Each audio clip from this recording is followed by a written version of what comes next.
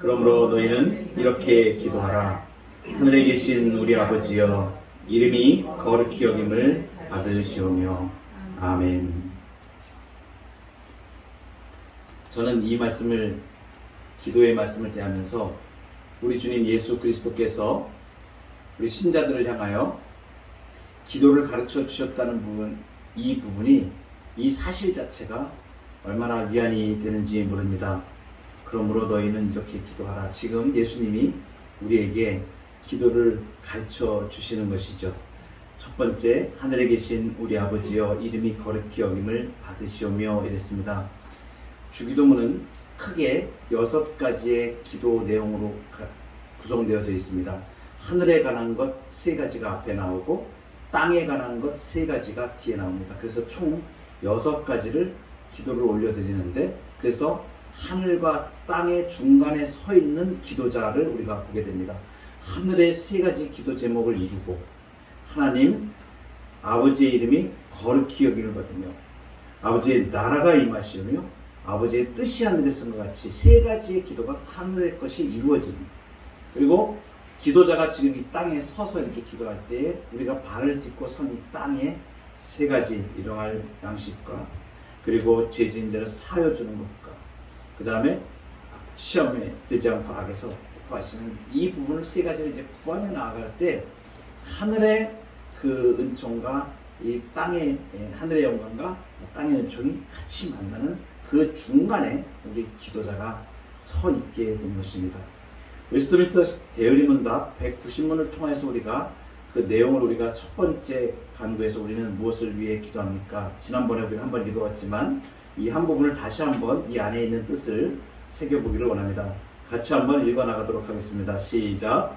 첫 번째 간구인 이름이 거룩히 여김을 받으시며 에서 우리는 우리 자신과 모든 사람은 하나님을 바르게 경배하기에는 전적으로 무능하고 부적합하다는 것을 인정하면서 하나님께서 그분의 은혜로 우리와 다른 사람들에게 능력과 마음의 성향을 주셔서 하나님과 그분의 칭호와 속성과 규례와 말씀과 일하심과 하나님께서 자신을 알리시는 일에 기쁘게 사용하는 모든 것을 우리가 알고 인정하고 지극히 존경하게 해주시기를 위해 기도합니다.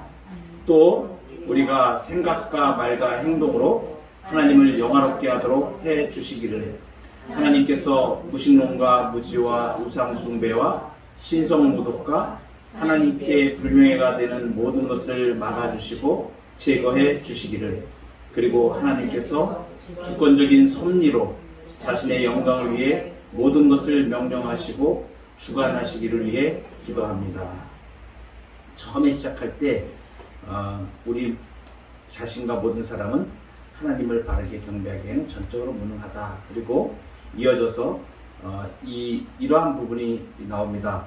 중간에 보면 하나님께서 자신을 알리시는 일, 그러니까 하나님의 이름을 알리시는 일에 기쁘게 사용한 모든 것을 우리가 그렇게 인정하고 존경하게 해주시기를 위해 기도합니다. 이렇게 되어 있는데, 오늘은 이 내용 중에서 특별히 지난 시간에 깊이 있게 못 다뤘던 부분을, 한 부분을 우리가 집중적으로 오늘 조명해 보고자 합니다.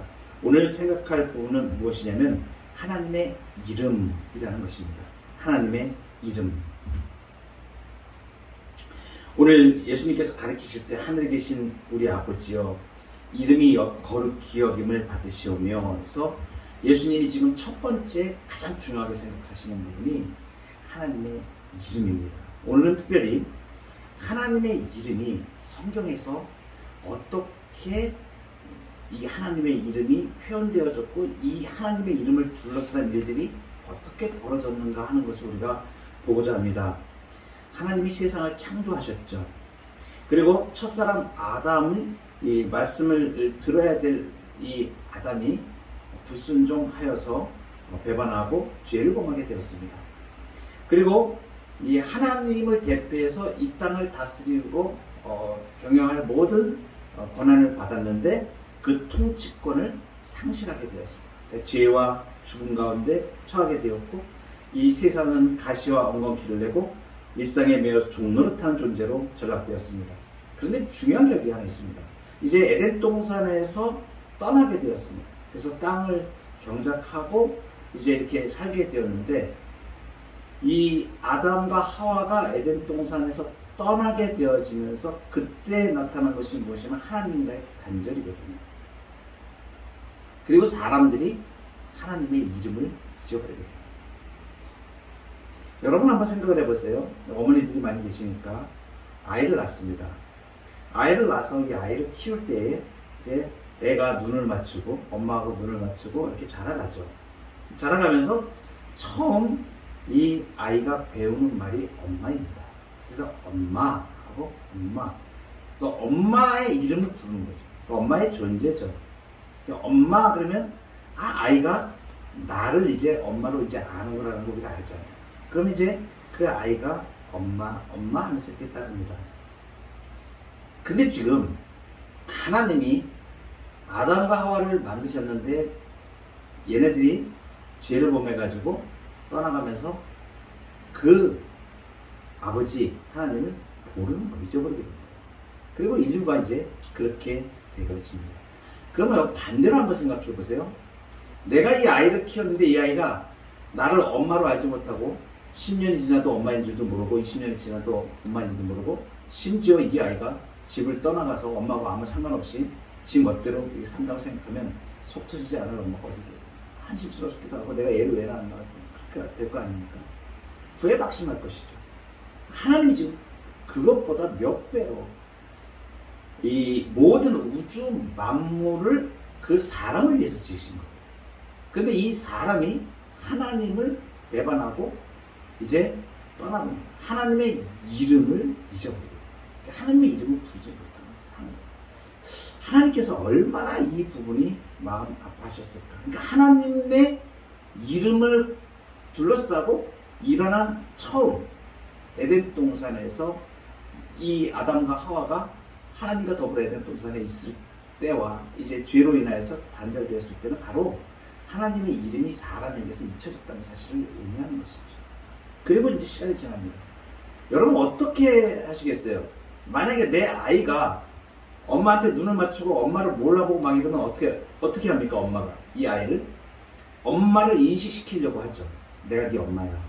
안아주고 먹여주고 재워주고 옆에 두고 품에 안고 심장의 고동 소리를 느끼게 하면서 내가 네 엄마야. 이 아이가 그렇게 엄마의 품을 느끼면서 우리 엄마구나 이렇게 알게 하기를 알려주는 거죠. 아이에게 품 안에 안고 이렇게 하면서 엄마의 존재를 알려주는 겁니다. 똑같습니다. 하나님께서도 인간에게 하나님의 존재를 알려주시. 내가 너의 창조자야. 내가 너의 아버지야. 이것을 알려주시기 위하여 하나님은 그렇게 인간편으로 다가오시죠. 여러분 그래서 창세기 4장 26절에 처음 이제 하나님께서 알려주시는 일이 나옵니다. 그래서 같이 한번 읽어보시면 셋도 아들을 낳고 그 이름을 에노스라 하였으며 그때의 사람들이 비로소 여호와의 이름을 불렀다. 비로소.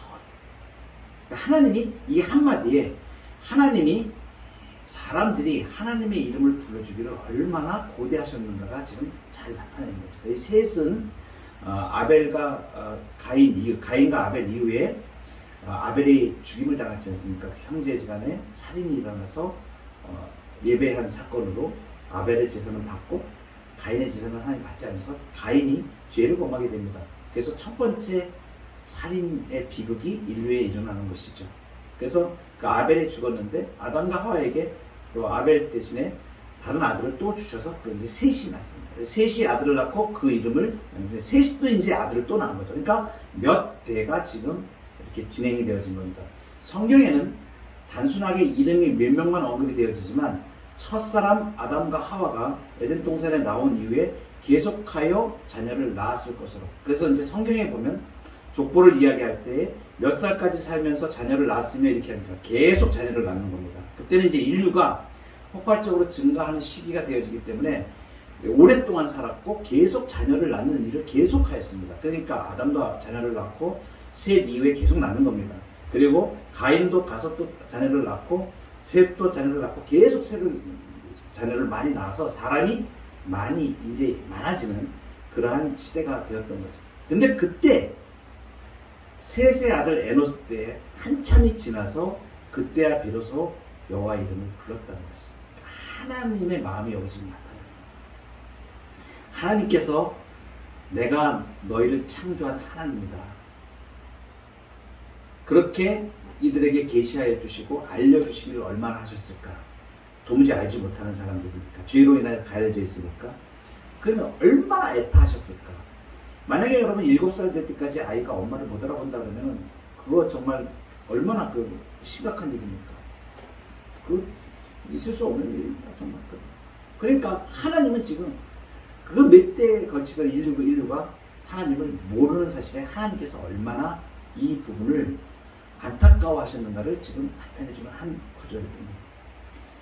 여러분, 그리고 이제 그 사람들이 이제 이후에 그러면 여기서부터 하나님의 이름을 주야하면서 잘 불렀는가? 아닙니다. 바벨탑 사건을 잘 아시지 않습니까? 이 사람들이 하나님을 전혀 모르는 사람들. 그리고 하나님의 이름 부르지도 않고 타락하여져서 자신들이 하나님을 배반하고 그렇게 바벨탑을 쌓고, 그리고 나서 성경의 구약 성경에 나오는 여호와 하나님의 이름을 부른 사건이 저 뒤에 나옵니다. 그것이 이제 아브라함 때 와서 그 일이 일어나게 되어지죠.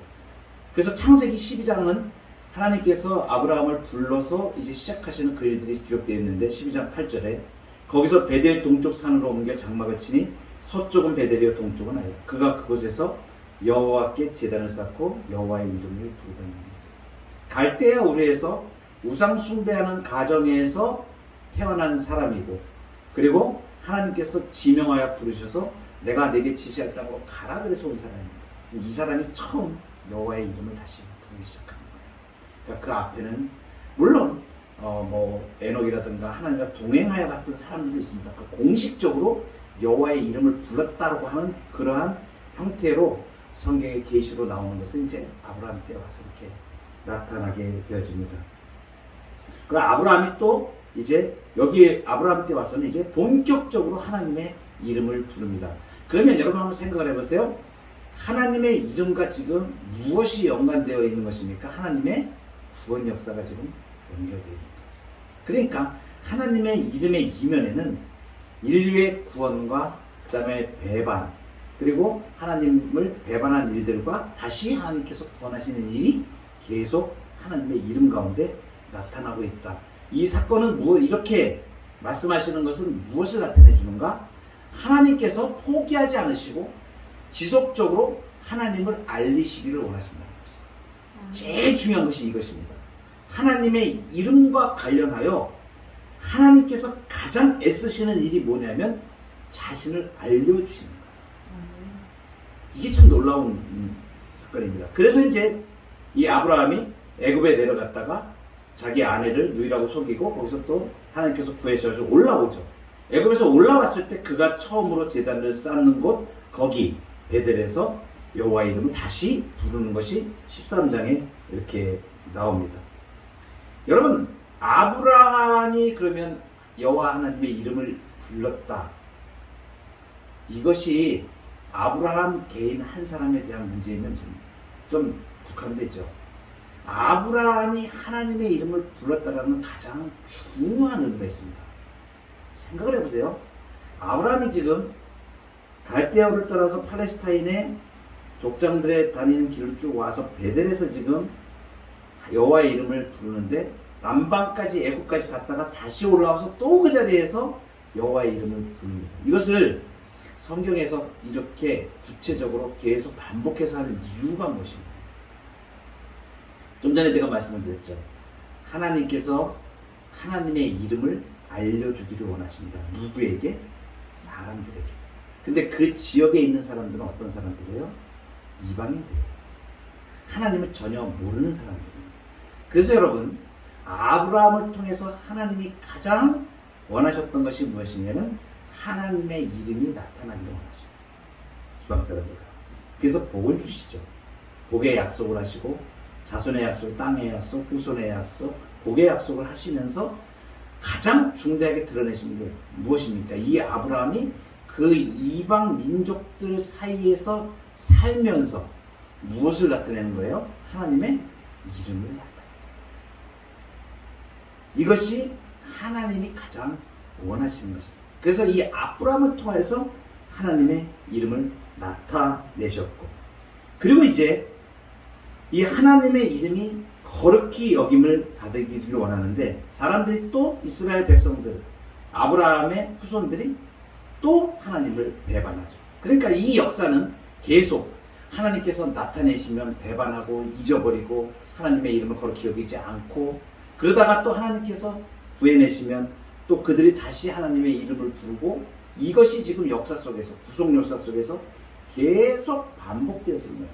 이제 역사가 쭉 흘러서 선지자 시대에 오면 이게 극한 상태로 이제 치닫습니다. 하나님께서 자기 이름을 두시는 곳이 있죠. 하나님께서 이름을 두시는 것이 뭐냐면, 거룩한 이름을 두시는 것이 성전입니다. 성전. 그래서 그 성전에 이게 솔로몬이 성전을 짓고 이렇게 기도합니다. 그래서 하나님께서 이제 약속하여 주신 것이 내 이름으로 일컫는 내 백성이요, 내 이름으로 일컫는 내 백성이라고 표현하시지 않습니까?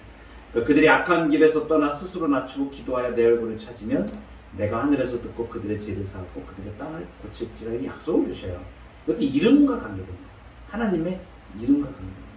그러니까 내 이름으로 일컫는 백성, 아브라함의 자손을 택하여서 그들로 모든 열방이 하나님의 이름을 알게 하시는, 그걸 진행하고 계시기 때문에 내 이름으로 일컫는 백성은 내 백성이다. 나는 너희의 하나님이 되고 너희는 내 백성이 되리라 그랬지 않습니까? 이것이 무엇이냐면 하나님의 이름을 나타내신 것입니다. 여러분, 놀라운 일을 우리가 지난번에 설교 말씀을 통해서 들었습니다.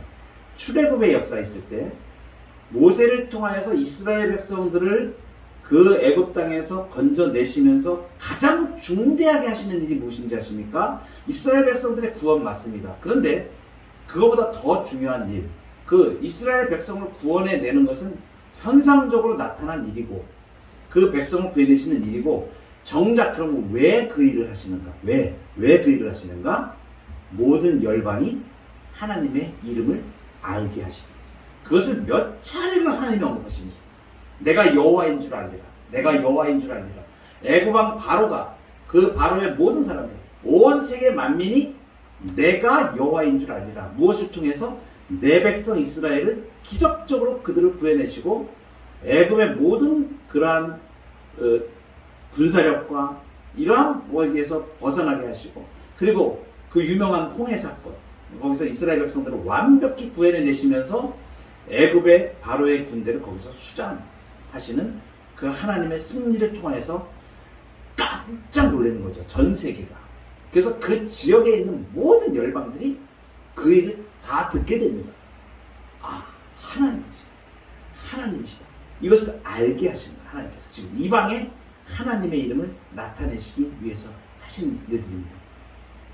여러분, 이렇게 이 거룩한 이름을, 이 거룩히 여김을 받기를 원하셨는데, 선지자 예레미야나 에스겔이나 이사야에 보면, 선지서에 보면 한결같이 이스라엘 백성들이 그 성전에서 하나님을 섬기는데 정말로 섬겨야 될 하나님, 그러니까 의와 진리는 버려버리고 형식주의로 치장하여서 그들이 진정한 예배를 잃어버리고 하나님을 잃어버리고, 그렇게 나아갔을 때 하나님께서 그들을 또 징치하시죠. 그래서 예루살렘 성이 회파되어지고 그들 이스라엘 백성들이 바벨론의 포로로 잡혀가게 돼요.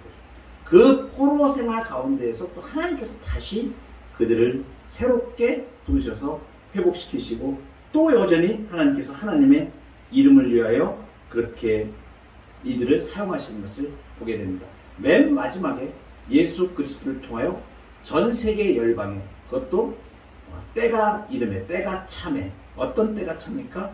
하나님의 구원의 때가 찼고, 전 세계적으로는 로마가 모든 길은 로마로 통한다고 하는 복음의 길을 열어놓고, 그 다음에 모든 문화가 가장 강성해지고 복음이, 예수 그리스도의 복음의 능력이 가장 잘 드러날 시기에 이 땅에 가장 강대한 로마 왕, 겉으로는 세상에서는 그 왕이 나타났지만 이제 하나님께서 보내신 통치자 예수 그리스도, 왕이신 예수 그리스도를 통하여서 이제 하나님의 이름을 다 드러내시는 것이죠. 하나님의 이름을 알리시고 계속하여서 하나님이 창조하신 인간이 창조주이신 하나님을 알지 못하는 것을 안타까워하시면서 계속하여 알리는 역사를 해오셨고, 예수 그리스도 이후에 지금도 역시 마찬가지입니다. 하나님께서 하나님의 이름을 알리시기로 하시고 하나님의 이름이 거룩히 여김을 받으시기를 원하시는 것입니다.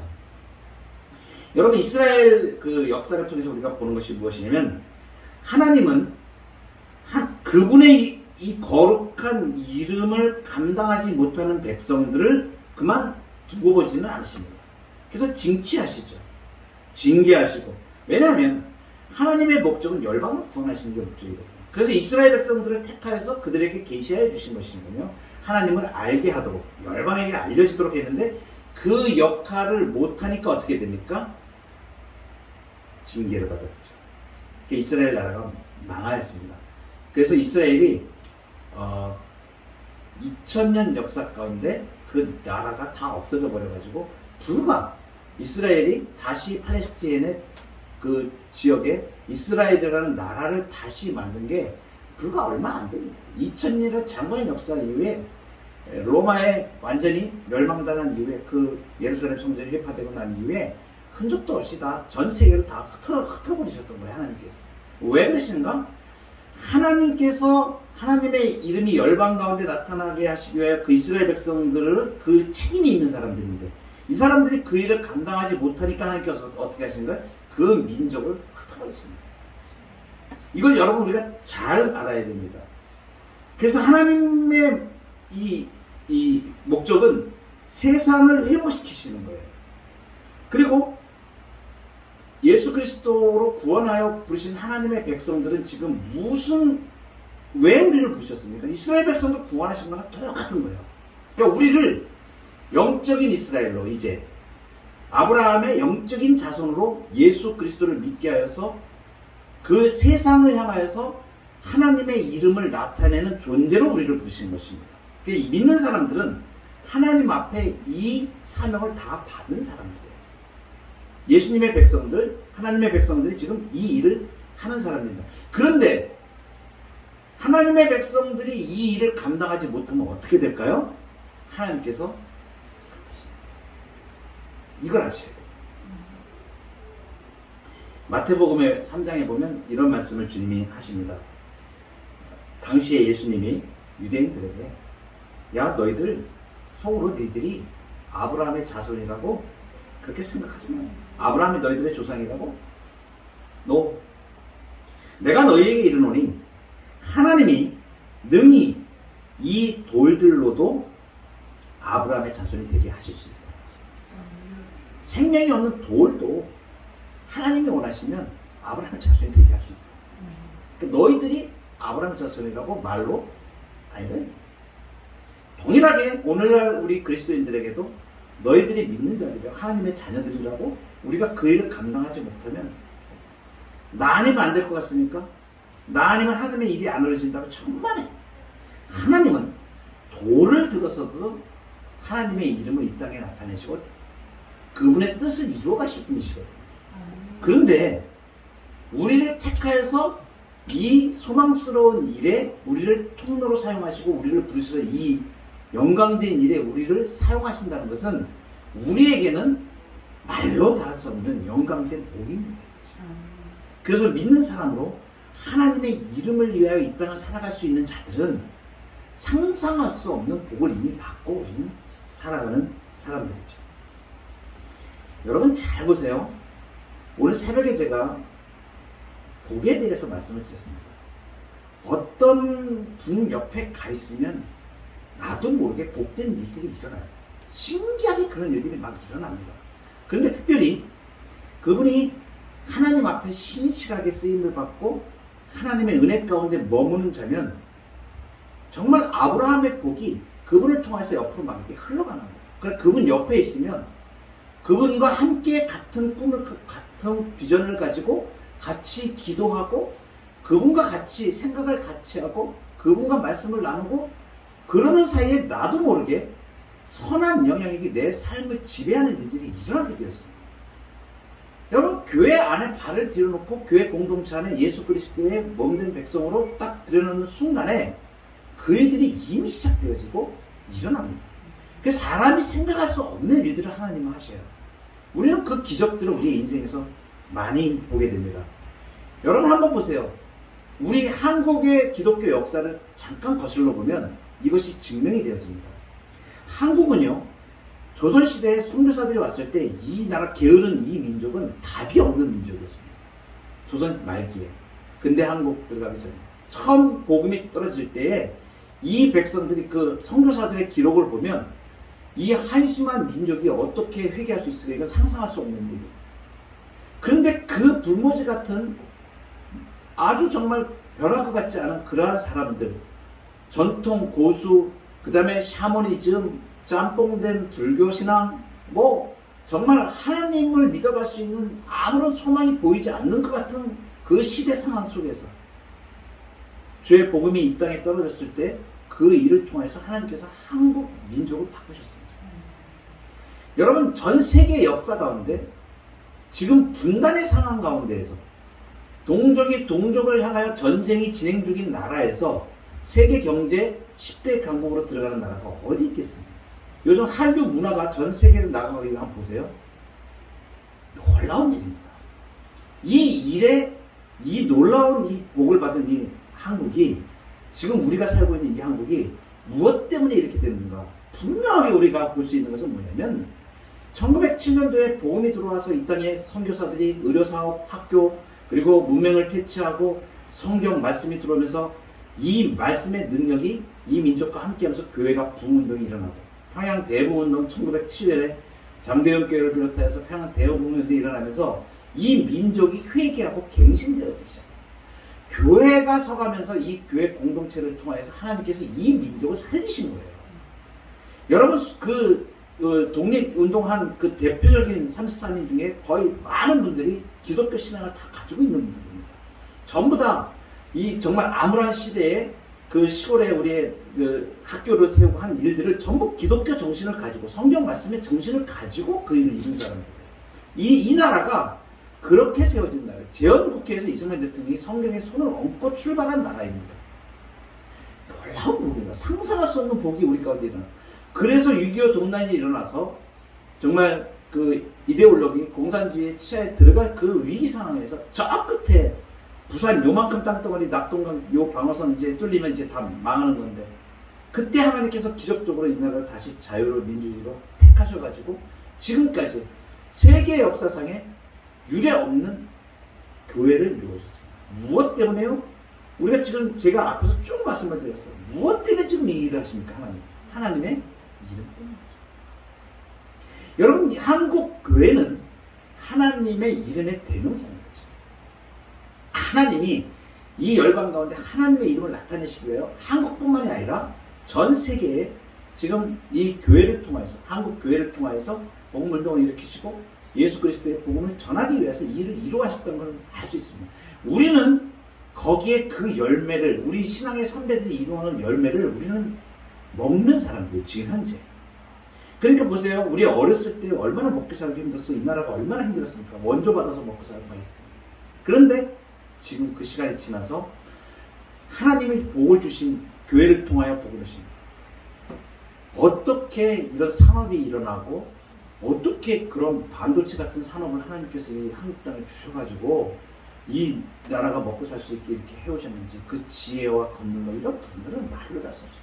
세상 사람들은 그것이 사람들이 과학적인 발전으로 된 것이라고 생각하죠. 천만에요. 우리는 분명히 믿음의 눈으로 확실하게 보입니다. 하나님께서 하신 일입니다.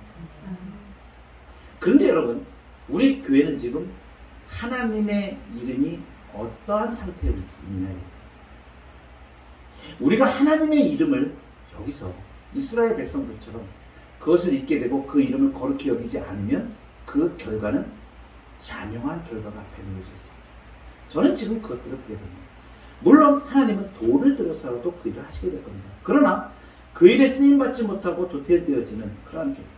저는 그래서 지금 코로나를 시대를 지나면서 우리 한국교회가 지금 처한 상황은 하나님께서 이제 하나님의 이름을 위하여 새로운 진리의 교회를 정말 그동안의 세속주의에 빠졌던 것들을 정리하고 너희들 조금 이제 잘못 나갔었으니까 이제 다시 고쳐서 내 백성을 고쳐서 다시 하나님께서 쓰시려고 이제 그러한 운동을 교회 가운데 이제 일으켜요. 여러분 그래서 우리가 교회가 지금 이렇게 우리 세대비전교회처럼 진리와 말씀 가운데 복음으로 무장하여서 이 귀한 일들을 해나가는 이 교회들은 이제 하나님께서 하나님의 이름을 거룩하게 하시는 일에 정말 하나님이 우리에게 비전을 주셔서 그 일을 이루어가는 그러한 교회들인 것입니다. 지금 이 시대가 그만큼 중요합니다. 왜? 한 패러다임이 지났고 이제 우리뿐만 아니라 우리 자녀들, 이 다음 세대가 이제 복음으로 연결되어지고 신앙의 계승이 이루어져야 되는데 이러한 비전은 기본적으로 하나님의 진리의 말씀을 붙잡고 있지 말씀 운동이 일어나지 않으면 불가능합니다. 하나님께서는 바로 그것을 위해서 지금 양쪽으로 팽창하였던 한국교회가 각성할 수 있는 기회를 주셔서 하나님의 이름이 거룩히 여김을 받는 것을 너희들이 진지하게 고민해보고 지금까지 교회를 통해서 그러한 일들이 일어나지 않았다면 그건 아니지 않느냐라고 지금 말씀하신다는 것이죠. 물론 많은 교회들이 각성하고 아주 긍정적인 방향의 변화들을 일어나고 있습니다. 앞으로도 많이 바뀌어야 될 것입니다. 그런데 우리가 명심해야 될 것은 이렇게 하나님의 이름이 지금 우리 교회를 통하여 거룩히 여김을 받고 있는가 하는 문제하고 그리고 또 개인적으로 나의 삶 가운데서 나의 가정에서 내 직장에서 내 삶의 현장 속에서 하나님의 이름이 거룩히 여김을 받는가. 그래서 내가 예수 믿는 사람이 어떤 행동을 하는가에 따라서 하나님의 명예가 달려있다는 것을 우리가 생각하고 정말 하나님 앞에 신실하게 우리의 삶을 올려드리는 그러한 예배적인 삶으로 예수 그리스도의 보혈이 흐르는 삶으로 나아가만 된다는 것을 바라십니다. 아주 중요한 시대 상황에 우리가 놓여져 있습니다. 그러니까 나는 나 한 사람이 아니고 지금 이 시대는 다른 어떤 시대보다 예수 믿는 분 한 분이 굉장히 중요한 시대입니다.